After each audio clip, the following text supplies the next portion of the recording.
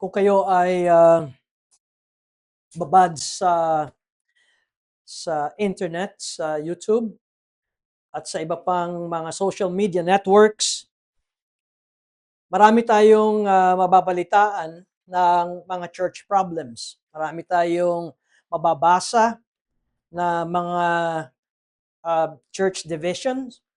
Marami tayong makikita na mga pastor na nahuhulog sa tukso at nade-disqualify sa kanilang pastoral ministry dahil sa mga scandalous na kasalanan na kanilang kinabilangan. At marami na ang mga pastor ay nagiging bihag ng kongregasyon. Ang ibig kong sabihin ay mayroon na mga churches na ang pastor ay nagiging parang tau-tauhan o parang empleyado. Especially if that church is a wealthy church na meron silang mga board of trustees na ang mga taong ito ay nasa top corporations ng bansang yaon. At kuminsan ay ang tanong ay saan ba nanggagaling ang authority ng isang local church? Well, ang sagot, of course, if you're a Christian, and if that church is an evangelical church, sasabihin mo, the authority emanates from the Lord Jesus Christ. Pero ang tanong, but how do we exercise that authority pagdating sa local church? At kuminsan, ito ang question na saan ang gagaling ang otoridad pagdating sa local church. Maaring sabihin natin, from Christ down to His ministers at pagkatapos ay sa iglesia. Or, if you're a congregationalist, the authority resides sa congregation. At pagdating dito sa mga bagay na ito, ay kuminsan ang mga pastors ay natatakot na mag-preach ng mga kinakailangan na marinig ng kongregasyon dahil una, baka magalit ang kongregasyon sa kanila at pangalawa ay baka mawalan sila ng trabaho. Alam nyo, naging professionalism na kuminsan ang pulpit sa ministry na iniisip na rin na pag ako natanggal, paano yung asawa ko, paano yung mga anak ko, paano yung aming kinabukasan, o paano yung aking pensyon pagdating ng panahon. And so, ito ang mga issues. You might be surprised na, of course, pastors has the authority sa scripture, but this authority is a delegated authority coming from the Lord Jesus Christ. Pero kaminsan, alam nyo, mayroong mga non-pastors sa church, but they have the authority. And these are the people that are the affluent ones. Ano yung ibig kong sabihin? These are the people that they would use their money, they would use their connection, and at the mercy sa kanilang influence and kayamanan, now the pastor would now look like a paid employee. And this time, kapag ganito, the gospel now is being compromised. Now, we are in the study of 2 Corinthians. Madalas niyong narinig that although this is a church that has problem, now there is no perfect church in this side or in this world. Darating pa lamang yan. And so since the time of the apostles, ang nakita lamang natin that perhaps that would be a good and exciting and a good model of a church ay the early starting church sa Jerusalem. But after that, when the church grew, ay meron na tayong nakitang iba't ibang mga problema. Bakit? Why do we have problems sa mga local church? Let's face it. This is still a fallen world. And though we are saved, tayo ay meron pa rin mga kasalanan na dapat na ma-mortify. At ito ang mga naging dahilan. Now, as we study, now we are already, by the way, in almost the concluding chapters of Second Corinthians, at tayo ay nasa chapter 12, and the last chapter is 13.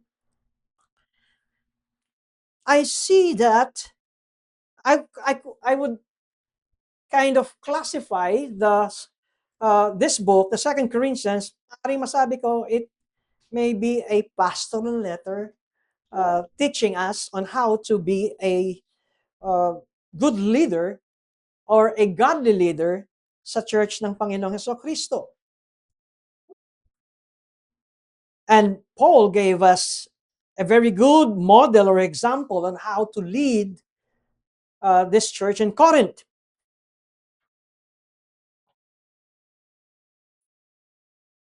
But on the other hand, we know the problem that there were intruders na pumasok sa Corinthian church, and they have this different gospel, different spirit, different Jesus, and they attack Paul. They say that they are the true apostles, whereas Paul is the false apostle or the fake ones, or the fake apostle. So ito yung problema nitong 2 Corinthians. In fact, Paul, the purpose why Paul wrote this letter is to defend his apostleship. And yet, in his defense, ay kanyang ipinakikita ang kanyang kahinaan.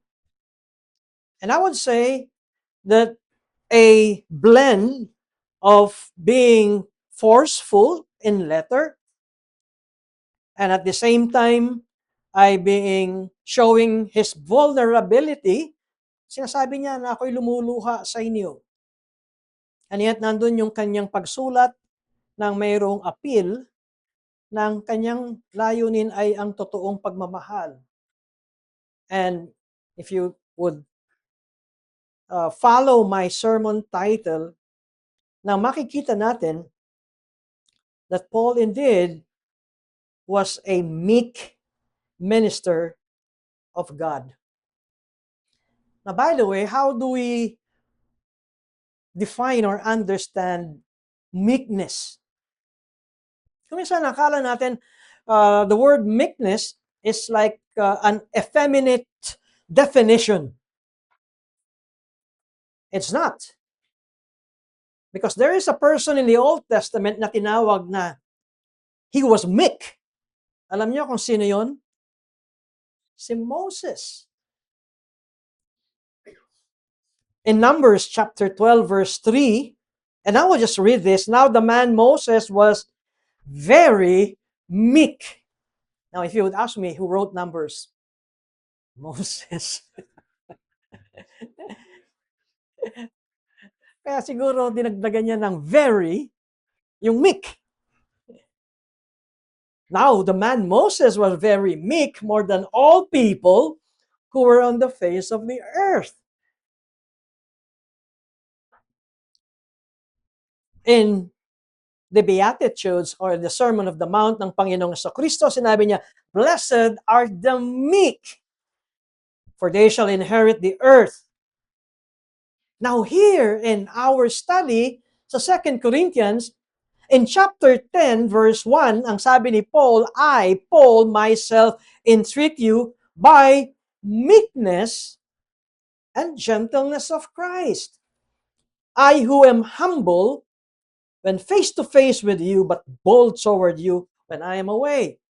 And so, how do we find meekness? Ang iba sinasabi, meekness is also gentleness. Pero sige, how do we find gentleness and meekness? Siguro, tingnan natin una si Moses. Pwede ba nating matawag that Moses was very meek? You know, leading, alam niyo how many Israelites, how many rebellious and hard-headed Israelites were there? Binilang ba ninyo? Well, I think I made a personal pagbibilang ko ilan ito when they left Egypt. nang tumawid sila sa Red Sea. I may be wrong, pero hindi ito lumalayo sa more than 500,000 under a million. Para ikaw ang maging leader ng ganung karaming mga tao at madaling makalimot. Di ba? Ilang araw pa lamang, when they crossed the Red Sea, they experienced the great sign of the Lord's deliverance, and then only just a few days, miss na nila yung pagkain sa Egypt. So now, makita natin what meekness is. Meekness is not only iyakin. Paul was a meek person, and while he was writing the Second Corinthians letter, ang sabi niya, I write this in tears. Sometimes I would ask myself, how long did Apostle Paul wrote this whole epistle, yung Second Corinthians? Ilang stopover ba? Ilang hikbi ba? No? Ilang panahon na sabi ni Paul, magpe-pray muna ako at iiyak muna, and then I would continue writing this letter to my beloved brothers and sisters in Christ.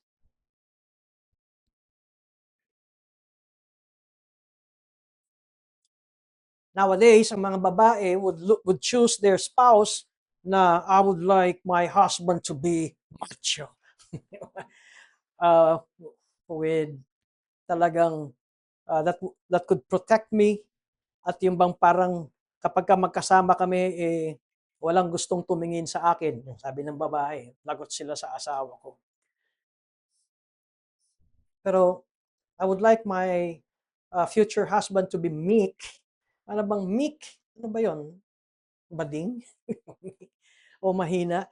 But biblical meekness and biblical gentleness is what actually personality or character that we need, especially sa leadership sa church.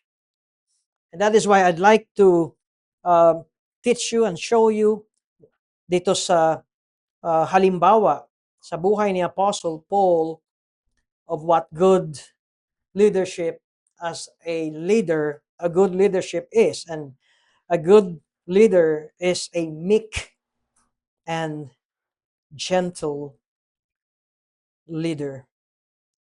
Let's open our Bibles sa 2 Corinthians as my text this afternoon. Chapter 12. I will just be reading verses 11 to 13.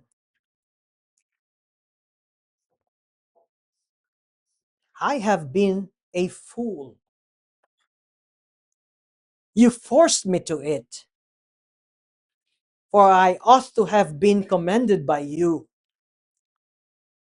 For I was not at all inferior to these super apostles, even though I am nothing. The signs of a true apostle were performed among you with utmost patience, with signs and wonders and mighty works. For in what were you less favored than the rest of the church, except that I myself did not burden you? Forgive me this wrong. This is the word of the Lord.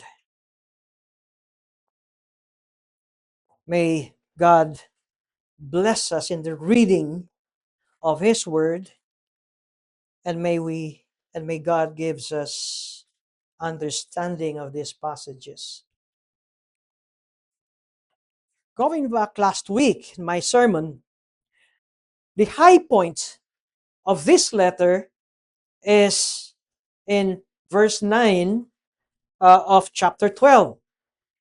And that is when Paul pleaded 3 times that the Lord will remove the thorn in his flesh.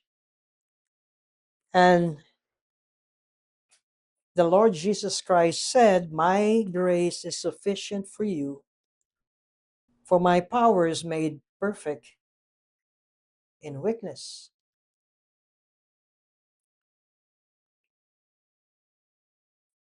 This statement, to my study, is the key verse of 2 Corinthians.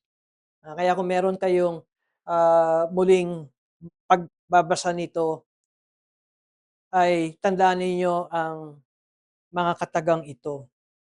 Most theologians call this dominical. In Latin, it means, or it is called Dominus, meaning Lord. Why is it called dominical? Because it came straight from the words of the Lord Jesus Christ. Hindi ito turo ng apostol. Ito ay mismong winika ng Panginoong Jesus.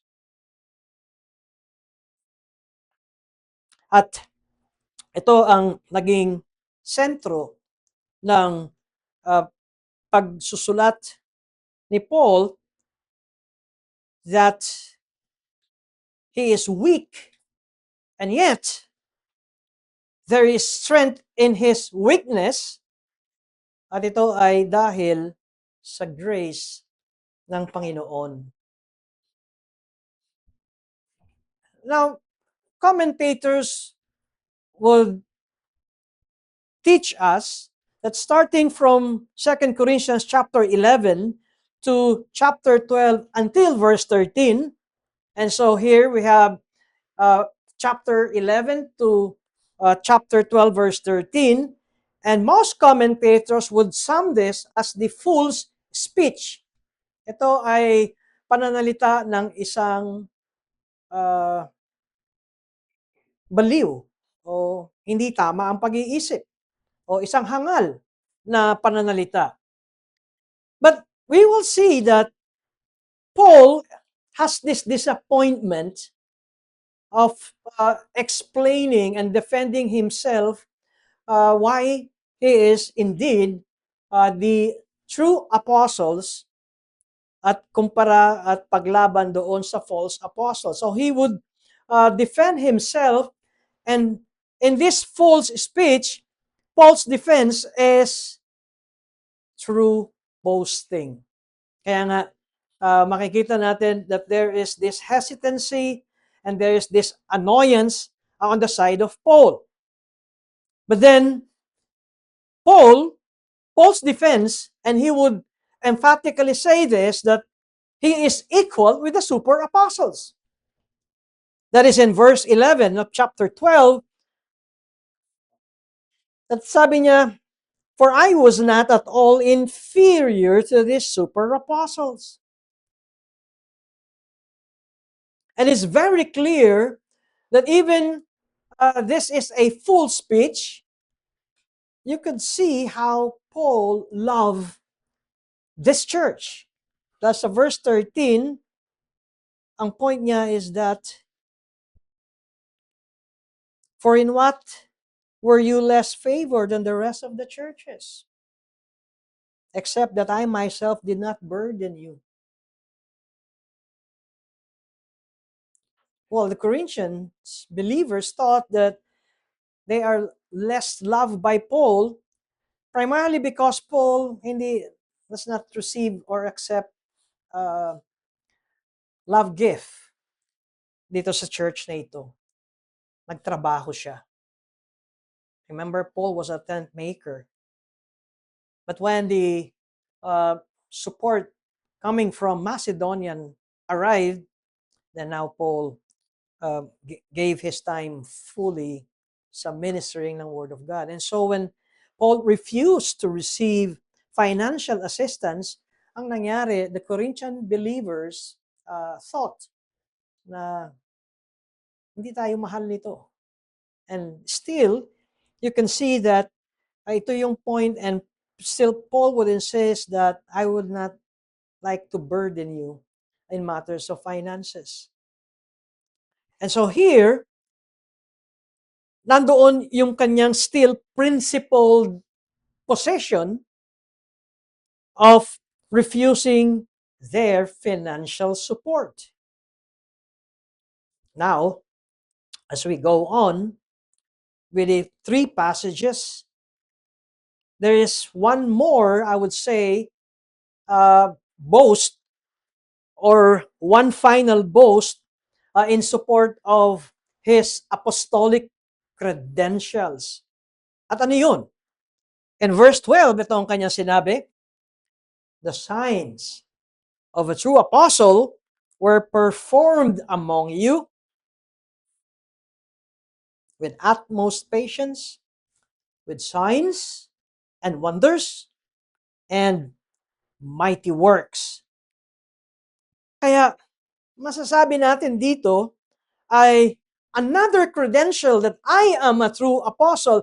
Na matandaan ninyo, what was the first credential na binigay ni Apostle Paul? Are they Jews? So am I. Are they Israelites? I am a Hebrew of Hebrews.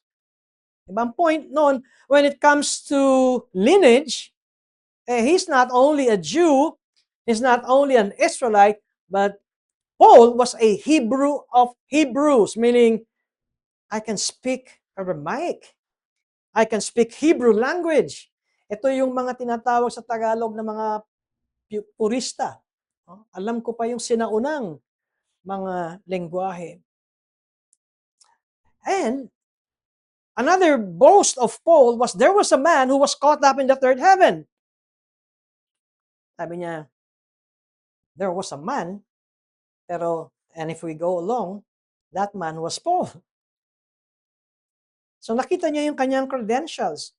Paul was a Jew, an Israelite, a Hebrew of Hebrews, was caught up in the third heaven. At ito ang huli. And now Paul is saying the signs of a true apostle were performed among you. And signs, wonders, and miracles. And so the performance of signs, wonders, and miracles ay na kay Pablo. But on the other hand, Paul said, I have been a fool. Nasa verse 11. And why was I a fool? Sabi niya, you forced me to it.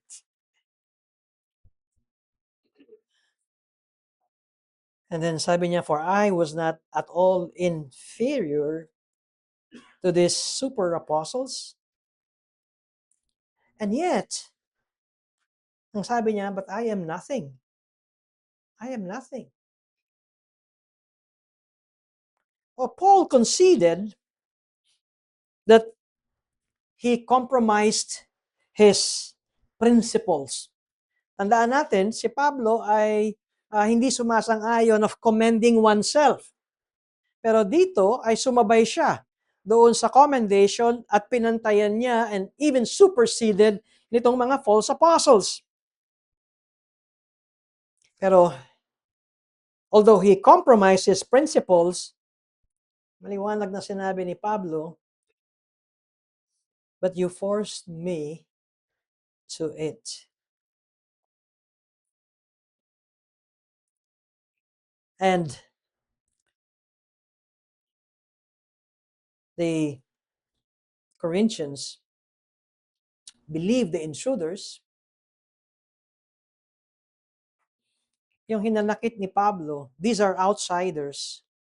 These are outside the church. These people, the intruders, are outside the community. And then these intruders ay nagkaroon ng following. Hindi ko alam kung gaano karami, but na-convince nila ang believers sa community or sa local church. And because of the intruders' false teaching and their attack kay Pablo, now Paul ay already had detractors from within the local church. Nakita nyo the problem here, may mga intruders, false apostles, naka-impluensya sa local church ng Corinth. At dito sa local church ng Corinth, ay may detractors na si Apostle Paul. Tandaan nyo, Apostle Paul was their spiritual father. Meaning, Si Pablo ang ginamit ng Panginoon para sila maligtas. And now, there are detractors from the church, the from or within the church.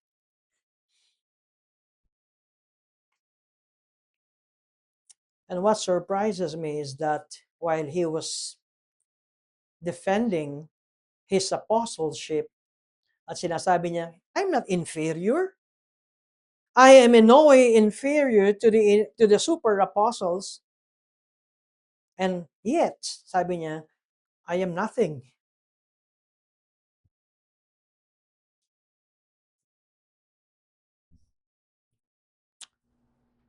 Is this an expression of self-deprecation? Ganon ba ang nakikita natin na ibinababa niya ang kanyang sarili? Well, sa Paul's first letter sa 1 Corinthians chapter 3, verse 7, if you would recall, itong sinabi niya, so neither one who plants nor the one who waters is anything. Paul started the ministry sa Corinth. So he was the planter. And who was the waterer? Di ba si Apollos? Pero sinabi ni Paul that neither the one who plants nor the one who waters is anything. And so Paul and Apollos are nothing. But only God who makes things grow. Makikita natin na ito ang laging sinasabi ni Apostle Paul, even in 1 Corinthians chapter 15, verses 9 to 10, ng kanyang sinabi, for I am the least of the apostles, unworthy to be called an apostle because I persecuted the church of God. Kaya, naroon kay Paul, yung pagbababa niya ng kanyang sarili, but on the other hand, nandun yung sinasabi niyang, but by the grace of God, I am what I am. And in verse 12, now he's now giving the signs of a true apostle with signs, wonders, and mighty works. He said that he is in no way inferior to the so-called super apostles, but he also reminded the Corinthians of the fact of the miraculous works Paul has performed among them. Pero actually, in the book of Acts, in chapter 18, nandun yung narrative na when Paul first arrived to Corinth. Now, if you would read that in your own free time, wala tayong makikita at mababasang signs and wonders that Paul did while he was in Corinth. Well, to be fair, kasi as we read this one, ang kanyang sinabi sa verse 12, na this or the signs of a true apostle were performed among you. What was the performance? Was it the signs, wonders, and mighty works? Or yung utmost patience? Kaya, kung titignan natin, nandoon yung the fact of Apostle Paul's miraculous works, although hindi tayo nakapagbasa o hindi natin nakita ito sa 1 Corinthians, sa 2 Corinthians. And also, ang tinuturo ni Apostle Paul dito is the manner in which these deeds have been carried out. And so meron siyang signs, wonders, mighty works, and also the manner. At ano yung manner na makita natin? With utmost patience. And so the characteristic of a genuine apostle ay maliwanag na that his labor is a labor of love.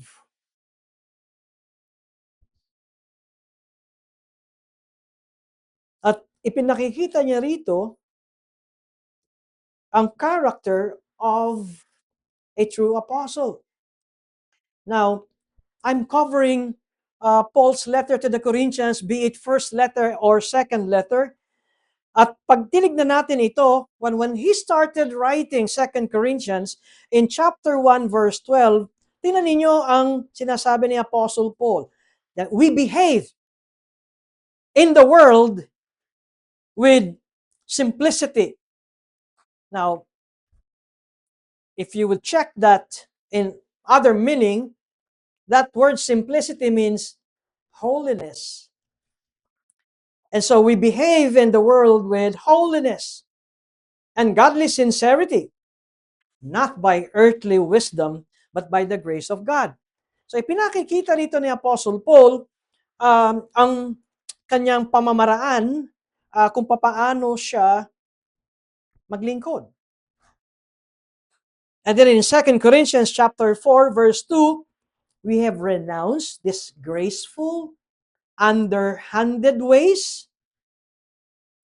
We refuse to practice cunning or to tamper with God's word, but by the open statement of the truth, we would commend ourselves to everyone's conscience in the sight of God. At dito sa passage ng chapter 12, pardon me for exceeding sa aking text this afternoon, in verse 18, we did not take advantage of you. Kaya, although Paul is defending himself that he has this miraculous works as characteristic of an authentic apostle, but this does not mean that only apostles can be used to perform miracles, because Paul even said in that same chapter, chapter 12, verses 28 to 30, that besides apostles, there are others that may possess gifts of healing, prophecy, and miracles. Kaya, although Paul is trying to defend his apostleship, but here, the performance of signs and wonders is not sufficient in itself to validate someone as an authentic messenger of God. Pero meron siya nito. Kasi pag nakita natin, if we're going to read the book of Acts, ang first instance na makikita natin ng the powerful show of the power of the Holy Spirit in the ministry of Apostle Paul. Remember this person na ang pangalan ay Bar Jesus or Elymas na nabulag because he was trying to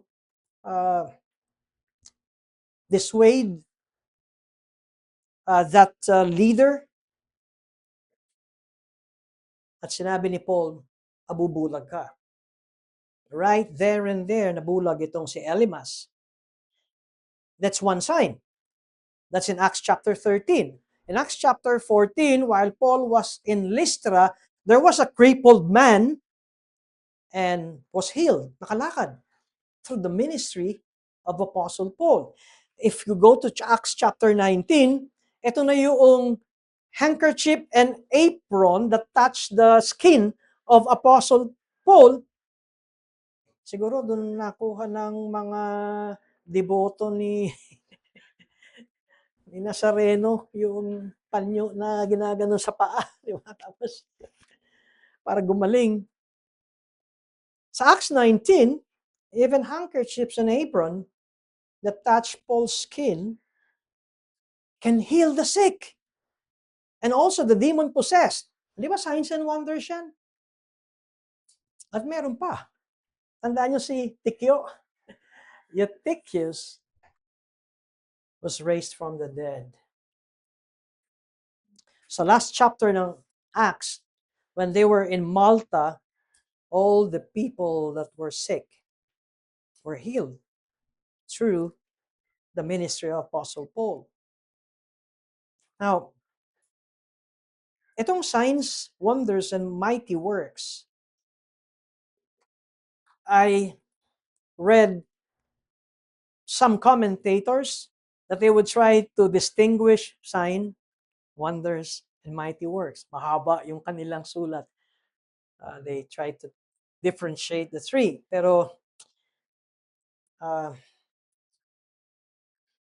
would just tend to see that signs, wonders, and mighty works denotes all manner of supernatural works, and they were performed or they were done in advancing the gospel.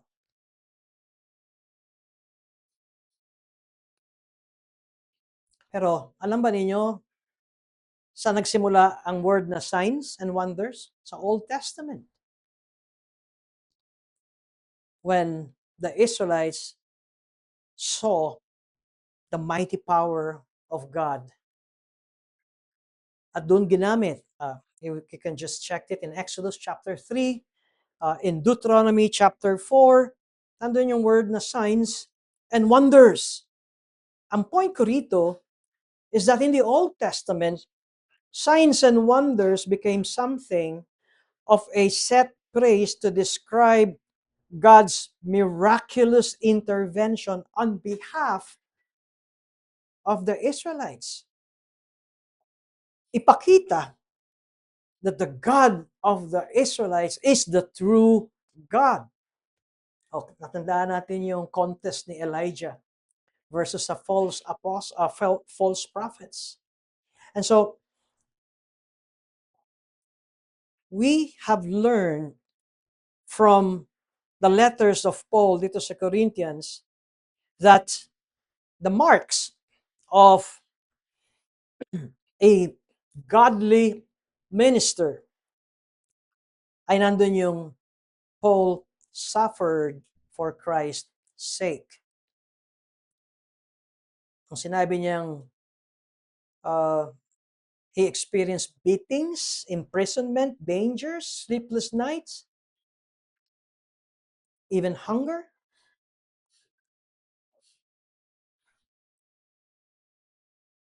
But these are not failures, brothers and sisters. But these are the very marks of Christ's servant. Kaya nga nung sinabi ni Apostle Paul that we have this treasure in jars of clay, o sino yung palayok? Siya. Sino yung treasure sa loob ng palayok? Si Kristo. We have this treasure in jars of clay to show the surpassing power belongs to God and not to us. And so, as dito sa sulat ni Apostle Paul sa Corinthians, ay ipinakikita that his weakness reveals the power of God. At tignan pa natin ang kanyang mga pinagdaanan. And there is afflictions, despair, and even the sentence of death. And yet Paul endured under affliction. At yung ayaw niyang pagtanggap o hindi niya pagtanggap ng pera sa Corinthians is because there were people peddling the word of God. And who are these peddlers? Ay walang iba kundi the false apostles. Paul does not want to be identified with the peddlers of God's word. And so nandun yung sacrificial love ni Paul. Nandun yung kanyang integrity. Nabanggit ko kanina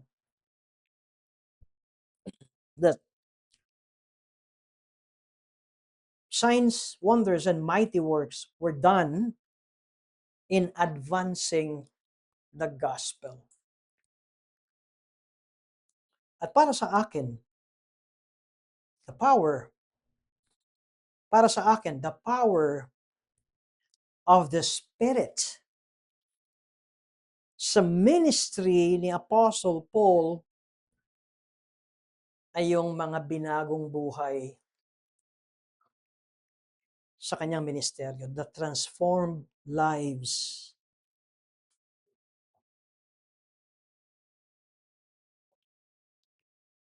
And so the marks of a true apostles are this. It's not the charisma or the public acclaim, but the changed lives of those who heard and received the gospel preached by Apostle Paul. Now, why does Paul emphasize these marks? Well, sabi ko nga kanina, to defend his apostleship.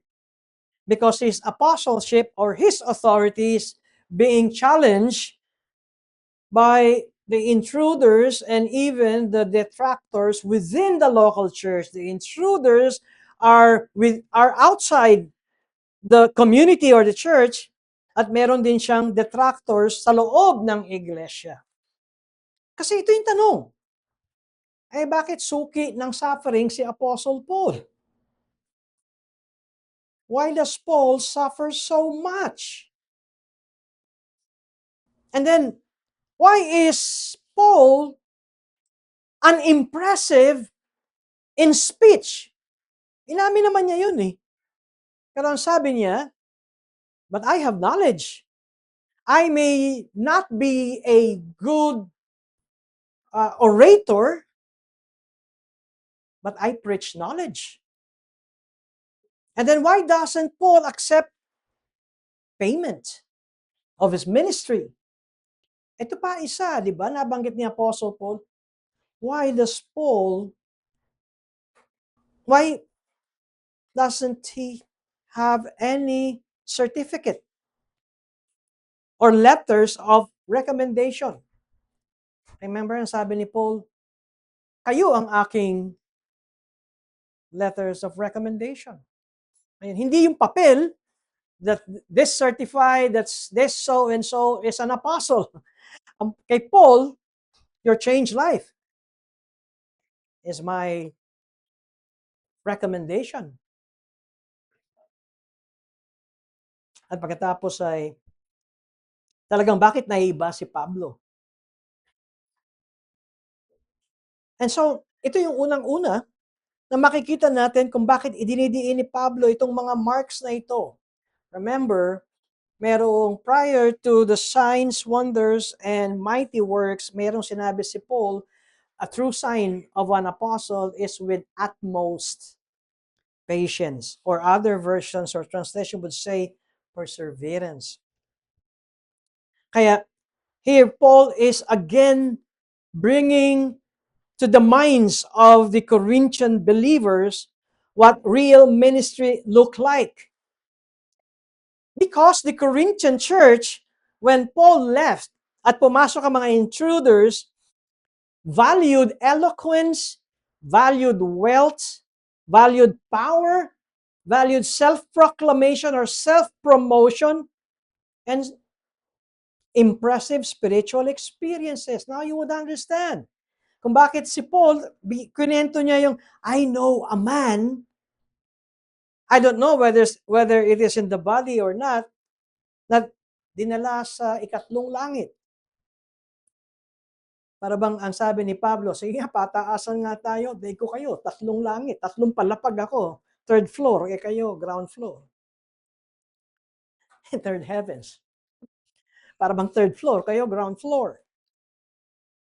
And so, Paul counters this with a theology of the grace of God and a theology of weakness.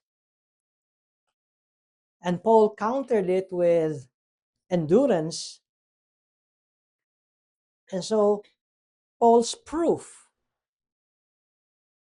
are therefore cross-shaped, not culture-shaped.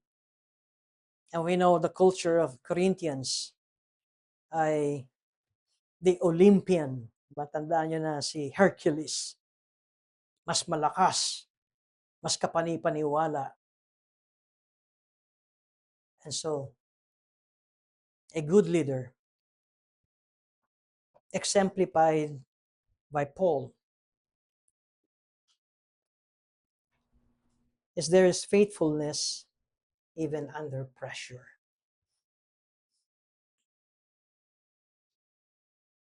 And God validates his servants through faithfulness under pressure. Today, ang sukatan natin of what a successful minister is if he is pastoring a mega church. It's not in numbers.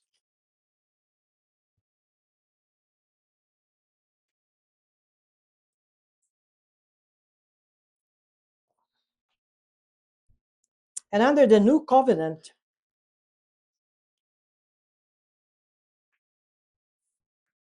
a minister must be marked by the Spirit's power, not the world system brilliance. But let me qualify this. It doesn't mean that we will not study. It doesn't mean that we will just rely on the power of the Holy Spirit. At kapag tatayo ako dito, I would ask the Holy Spirit, teach me what to say, teach me what to preach. Lord, I don't know what you want me to say to these people, and Holy Spirit, give me that word. Kawawa naman yung kongregasyon kung pagtayo ng pastor ay hindi niya alam kung ano ipangangaral niya. Now, we have seminaries, we have Bible schools, and these are schools and tools to equip men that are called to the ministry. Di ba sinabi ni Paul kay Timothy, study yourself to be approved to God, and then rightly dividing the word of truth. So merong study. I was just sharing during our lunch fellowship here, sometimes when you would know or kung you always are with a pastor during the weekdays, ang sasabihin mo, that pastor is receiving a monthly pay, only doing the work in one day, and that's only Sunday. And from Monday to Saturday, is always in front of the computer, reading books, watering the garden plants, or feeding his cat or dog, or talking to his birds, parrots, ano pa ba? Sabi ko, ouch, I'm guilty. I read books. I water our plants, and I talk to our boxer dogs. But during those breaks, I have in my mind, dito nagkakaroon ng discussion in my mind of the things that I have read and studied. And sometimes my wife would call me at sasabihin niyang, he has already weak ears, which of course my age, but also is because I am engaged in my mind of those that I have read and studied. Kaya, be charitable sa inyong pastor. If you think na linggo lang ang trabaho niyan, no. We need to study. We need to rightly divide the Word of God. We need to read other books. We need to read the historical background. At ano ba ang pangyayari ng mga panahong yaon. And so, these are not wordless system, but after reading and preparing one sermon, and that minister of God will pray,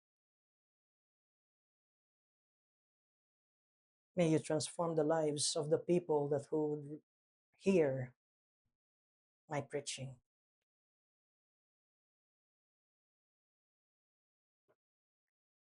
A good leader would mirror the crucified Christ. Not like a victorious general na kinakakatakutan. And so why this matters for the Corinthians? And why is this sermon important for us? Because this letter, or Paul's letter to the Corinthians, exposed the Corinthians' misplaced values. Kasi they began to admire the wrong kind of leaders. And Paul calls them back to the gospel of the cross.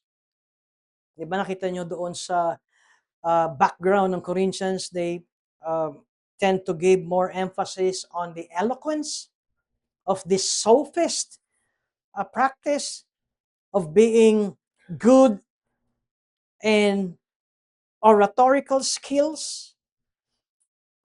Now, Paul calls them back to the Christ-like humility. That the reality of God's power is made perfect in weakness.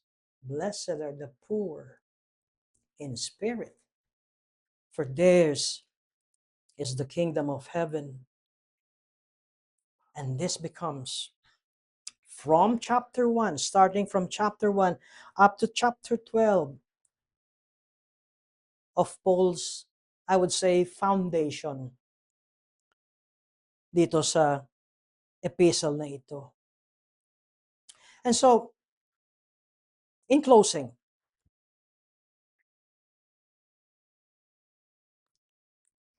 anong matututunan natin sa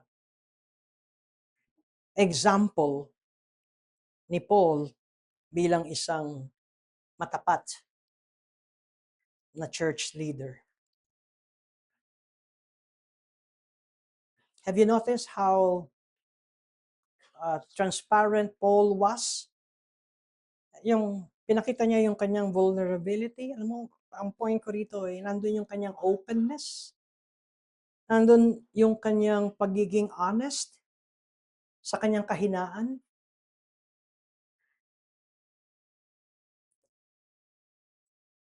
I think a good leader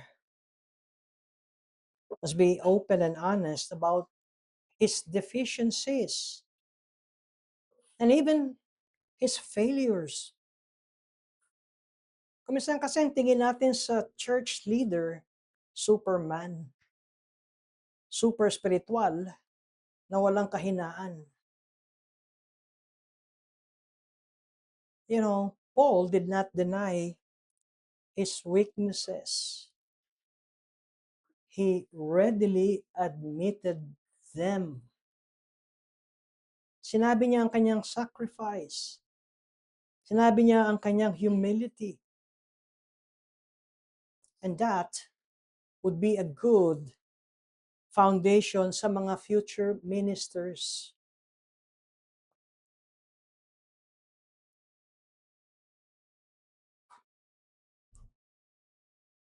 A good leader must also be willing to consider the cost of being a follower of Jesus. Alam ba natin kung ano nangyari sa mga apostles ng Panginoon? Like for instance, si Pedro, si Peter, si Andrew, si Judas, not Iscariot. Si Thomas, si Doubting Thomas, si James, Philip, and Matthew.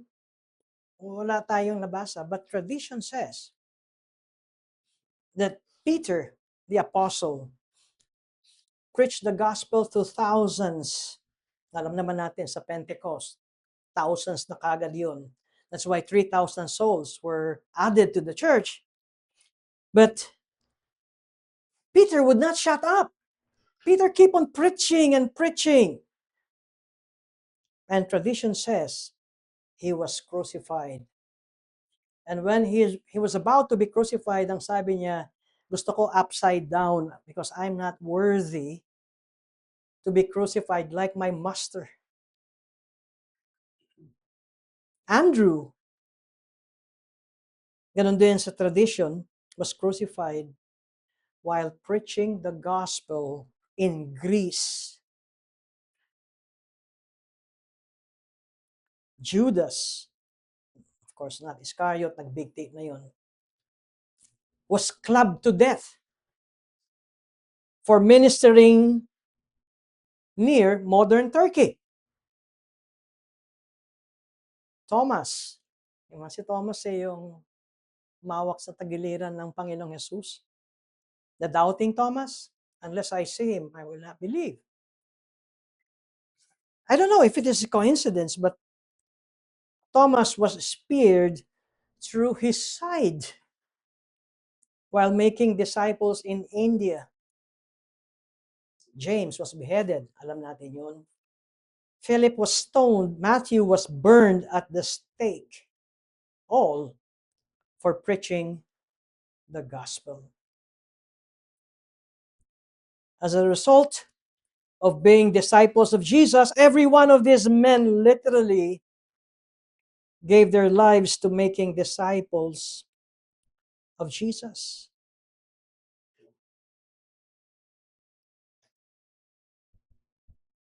And these apostles, and so many have come after them, have recognized that following Jesus is costly. Only in the Philippines na walang cost. Because we are free to preach the gospel in this country. We will not be persecuted when we preach the gospel. Have you noticed?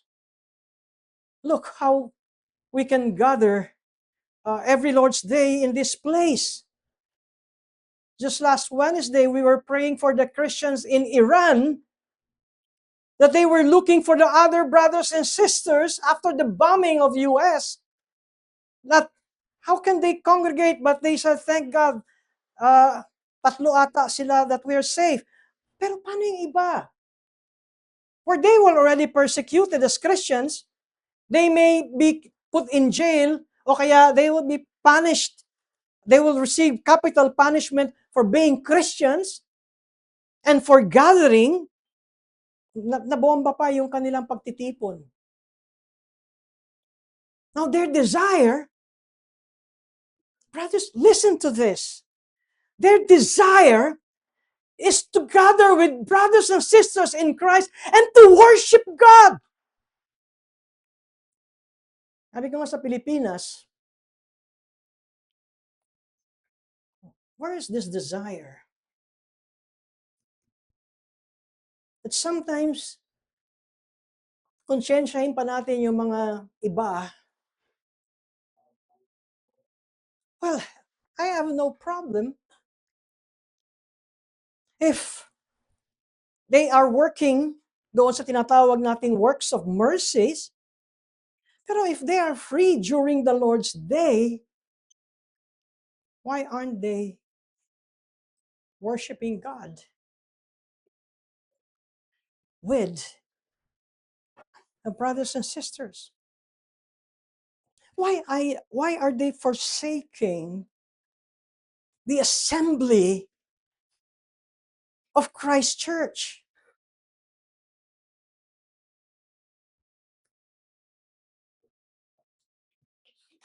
I hope that we would not experience the persecuted Christians in other countries that Christianity is not allowed.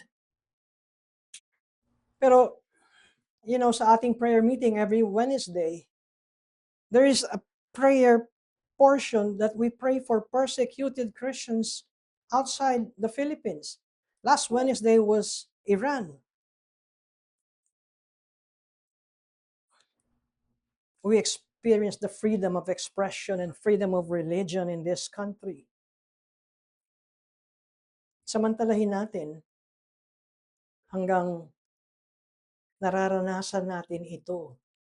It is also the time that our minds are being thought. Napapakain ang ating kaisipan, ang ating kaluluwa.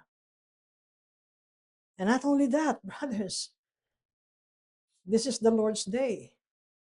Christ is with us. Hindi nga lang natin siya nakikita. But He tabernacles here.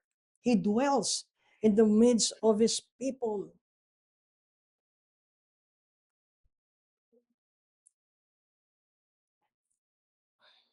And so, as I end this passage, siguro I would also add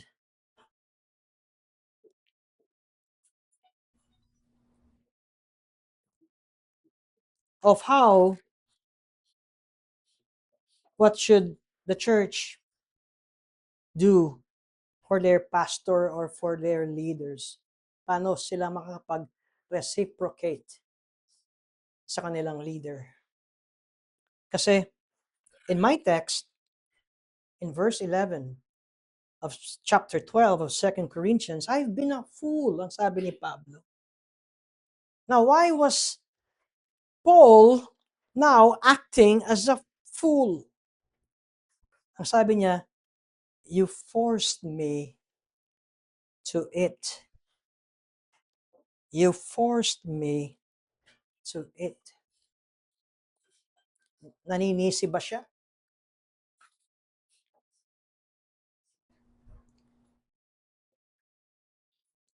And if you read the next line,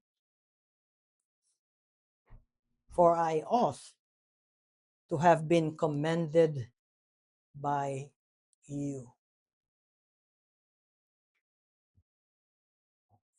Kung mararamdaman natin ang damdamin ni Pablo sa ginawa ng Corinthian Church para sa akin, hindi excused. It is unexcused that they remained silent to his detractors at doon sa mga intruders na pinepersonal si Pablo. Now, if you have a faithful minister, of course, not perfect, godly minister, not perfect, hanggat may time, you need to commend. You need, and at times, you need to defend your minister. Sobra ito si Pablo dahil, para sa akin, dahil he was the spiritual father, preparing the church to be a pure virgin, to be married to Christ, at ngayon ay matabang ang kanilang pagtrato kay Pablo. Masakit yun kay Pablo. And so perhaps it would be a happy ending because in verse 14 ng 2 Corinthians chapter 12, sabi niya, here for the third time, I am ready to come to you.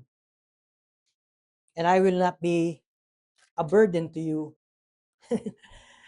Talagang ini-insist niya, I will not receive financial blessings from you. I will not be a burden. I will not be a burden. For I seek not what is yours, but you.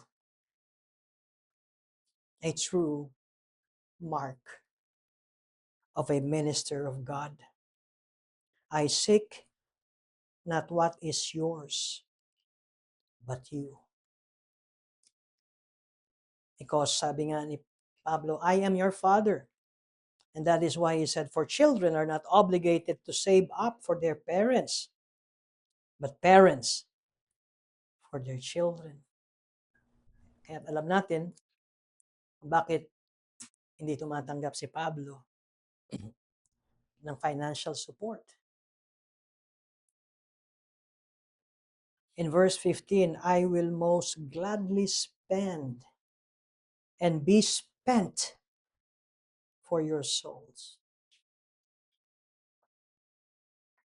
I mean, thank you. And we thank Paul for exemplifying a godly good. leader of Christ. Let's pray. Maraming salamat, Panginoon, sa buhay ni Pablo. Maraming salamat na hindi siya natinag sa sufferings, trials, even sa kanyang tinik sa laman, kundi nagpatuloy siya na maipangaral ang inyong salita.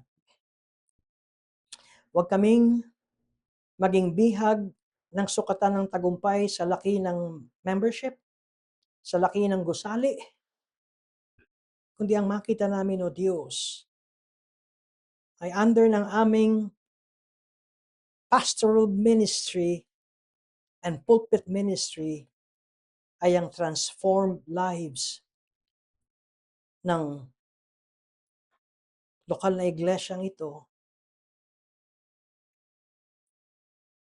Sa gayon, ang bawat may pagbabagong buhay ay inyo ring maging instrumento sa kanya-kanyang mga panahon na inyong idinisenyo sa kanila. Sa ngalan ni Jesus. Amen.